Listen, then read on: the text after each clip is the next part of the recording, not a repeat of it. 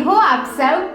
तो आज मैं सुबह जल्दी उठ गई थी क्योंकि आज है नवरात्रि का पहला दिन और इस त्योहार के लिए न जाने में कितने टाइम से एक्साइटेड हूँ और कब से इसका इंतजार कर रही हूँ, क्योंकि मेरे फेवरेट त्योहारों में से एक त्योहार ये भी है। इस बार भी मैं पूरे 9 नवरात्रे लेने वाली हूँ। माता रानी करे वो मेरे सही तरीके से पूरे हो जाए, लेकिन उससे पहले मुझे अच्छे से साफ सफाई करनी है ताकि पूजा करने से पहले मंदिर अच्छे से साफ हो जाए और माता रानी का आगमन हो जाए। वैसे तो मम्मी और दीदी ने कल मंदिर अच्छे से साफ कर दिया था, धुलाई वगैरह कर दी थी, लेकिन रात को इतनी ज्यादा ठंडी हवा चल रही थी, मिट्टी वगैरह उड़कर सारी अंदर आ गई है, तो एक बार दोबारा से मुझे कपड़ा और पोछा मारना पड़ेगा। इन नवरात्रों की जाने क्या ही खास बात है। वैसे अगर मैं नॉर्मल एक दिन का भी फास्ट लेने बैठूं ना, मुझे इतनी कमजोरी महसूस होती है, एकदम से सुबह उठो ना तो ब्लैंक आउट सा हो जाता है आंखों के आगे। लेकिन नवरात्रों के मैं पूरे 9 व्रत ले लेती हूँ और मुझे पता ही नहीं लगता, इतनी ज्यादा पॉजिटिव एनर्जी रहती है ये पूरे 9 दिन। माहौल ही कुछ अलग रहता है। यहाँ पर नहा धोकर मम्मी और दीदी कलश स्थापना की तैयारी कर रहे हैं। नवरात्रि के पहले दिन कलश स्थापना करनी पड़ती है।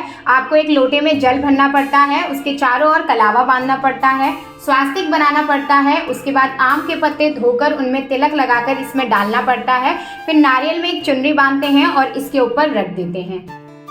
इसके बाद जौ बोने की प्रक्रिया शुरू होती है। मिट्टी के बर्तन में आपको जौ बोने पड़ते हैं और 9वें दिन इसको काट कर कन्याओं में और अपने में बांट लेना होता है। इसके बाद मैं चौखट पे कुमकुम से माता रानी के पैर बनाती हूँ और उसमें फूल चढ़ा देती हूँ। मुझे खुद से बनाए हुए पैर ही ज्यादा अच्छे लगते हैं। इसके बाद मैं थोड़ी देर माता रानी का ध्यान करने बैठती हूँ, उनके नाम का उच्चारण करती हूँ, क्योंकि ये 9 दिन बहुत ही अच्छे अवसर हैं उनको मनाने के लिए, अपनी गलतियों की उनसे माफी मांगने के लिए, उनकी भक्ति बढ़ाने के लिए। तो इन 9 दिनों का तो मैं पूरा फायदा उठाती हूँ भरकर।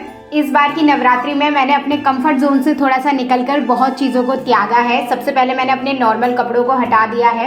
मैं पूरे 9 दिन तक बस इसी साड़ी में रहूंगी, बेड में भी नहीं बैठूंगी। 9 दिन तक मैं ज़मीन पे ही बैठूंगी और चप्पल भी नहीं पहनूंगी। ध्यान करने के तुरंत बाद मैं गीता पढ़ती हूँ। कोशिश यही रहेगी कि इन नवरात्रों में ये गीता पूर्ण हो जाए। मेरी दीदी ने भी मेरे साथ व्रत रखे हैं, वो रामायण पढ़ रही हैं और मैं गीता पूरी कर रही हूँ।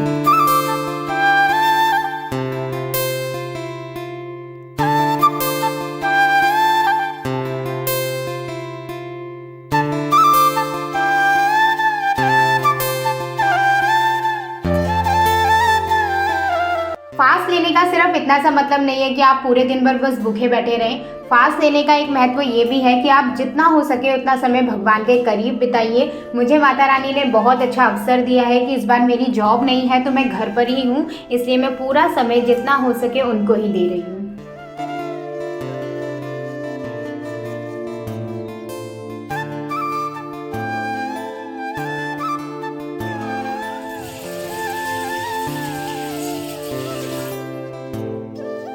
मैं पूरे दिन भर में एक बार फलाहार करती हूँ दूध के साथ। वैसे तो मैं ये 2 बजे करीब करती हूँ, लेकिन आज मुझे थोड़ा सा जल्दी करना पड़ेगा क्योंकि मुझे मामा औरों के घर जाना है और वहाँ पर होने वाली है माता रानी की स्थापना। तो वहाँ जाकर सारी डेकोरेशन देखनी है, सारा काम देखना है, इसलिए मुझे जल्दी जल्दी खाना पड़ रहा है। क्योंकि वहाँ पर टाइम मिले ना मिले, इसलिए मैं फटाफट से अपनी एनर्जी बुक कर जा रही हूँ।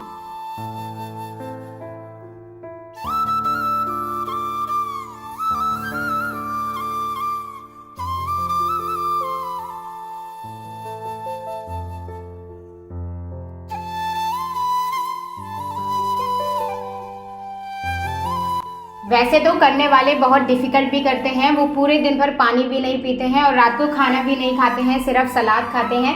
लेकिन हमारे में रात में खाना खा लेते हैं, इसलिए उतना डिफिकल्ट नहीं होता है। अब जल्दी से मैं ये फलाहार कर लेती हूँ और फटाफट निकलती हूँ मामी के घर के लिए।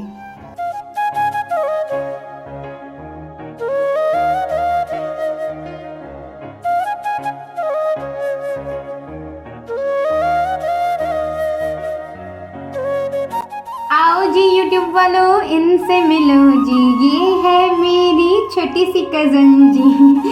तो यही है मेरी छोटी कज़न जिसके घर में माता रानी की स्थापना होने वाली है। तो हम फटाफट पहुंच गए थे, हमने थोड़ी बहुत डेकोरेशन करवाई। इतने में दीदी भी माता रानी को लेकर आ गई थी। तो सबसे पहले दीदी उनको लेकर आई थी, इसलिए उनके पैर धोए गए, फिर माता रानी के पैर धोए हमने और उनका वेलकम करा हमने बड़े शानदार तरीके से कि आओ मैया जी पधारो। ये लोग ना जाने कितने टाइम से कोशिश कर रहे थे माता रानी की स्थापना की, लेकिन कोई ना कोई दिक्कत बीच में आ जा रही थी। लेकिन आज फाइनली नवरात्रि वाले दिन इनकी स्थापना हो ही गई। माहौल बहुत ज़्यादा खुशनुमा था क्योंकि माता रानी की स्थापना हो और हम खुश ना हो ऐसा नहीं हो सकता।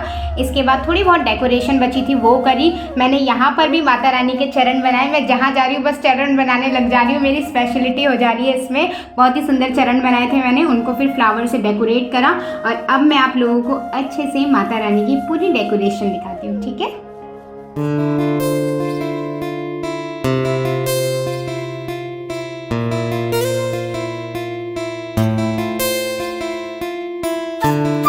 ये है मंदिर का एंट्रेंस गेट जहाँ से माता रानी अंदर जाएगी। इसकी चौखट पे मैंने फूलों से सजा दिया था, ऊपर भी आम के पत्ते और माता रानी की चुनरी लगा दी थी। इसके बाद अंदर जाते हैं मंदिर में। नीचे मैंने चरण बना दिए थे और ऊपर इन सब ने पहले से ही माता रानी का आसन बना रखा था और डेकोरेशन कर रखी थी। ये बलून्स भी मैंने इनके साथ हेल्प करी है फुलाने में और ये सारे मैंने ही लगाए हैं। इसके बाद हमने कलश वगैरह की स्थापना कर दी थी जो पंडित जी ने बताई थी।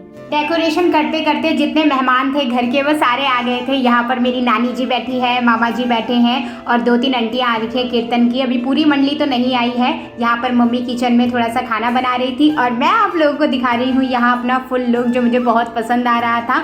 इसके बाद मैं बाहर गई तो मेरी बहन ने बोला कि मेरे हाथों पर थोड़ा सा आलता लगा दे। वो इतनी ज़्यादा बिजी हो गई माता रानी की तैयारी करने में कि बेचारी मेहंदी भी नहीं लगा पाई, तो मैंने कहा चल ला आलता लगा दूँ। मैंने लगाई थी मेहंदी कल रात को लगाई थी, लेकिन मुझे यही नहीं पता चला कि मैंने एक्सपायरी मेहंदी लगा ली और वो छपी नहीं। सुबह देखा तो कुछ है ही नहीं हाथ में। मैंने कहा है मेहंदी कहाँ चली गई। फिर मैंने इसी के घर जाकर वापस से इसकी कीप लेकर लगाई थी तो वो थोड़ी गाढ़ी हो गई थी और थोड़ा सा आलता भी लगा लिया था।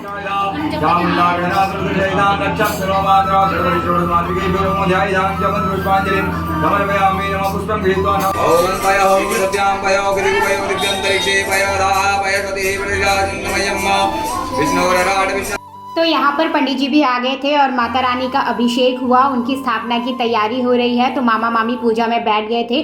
पंडित जी थोड़े से लेट हो गए थे लेकिन कोई बात नहीं, मैया रानी की स्थापना बहुत ज़्यादा अच्छे से हुई। उनके मुंह से दिख रहा था कि वो कितनी खुश हैं। ग्लो एकदम से आ गया था, बड़ी प्यारी लग रही थी। और इसके बाद फिर पूजा वगैरह हुई, उनके आगे फल वगैरह चढ़ाए गए, उनको ड्रेस वगैरह पहनाई गई और आरती करके हमने अपने कीर्तन शुरू कर दिए।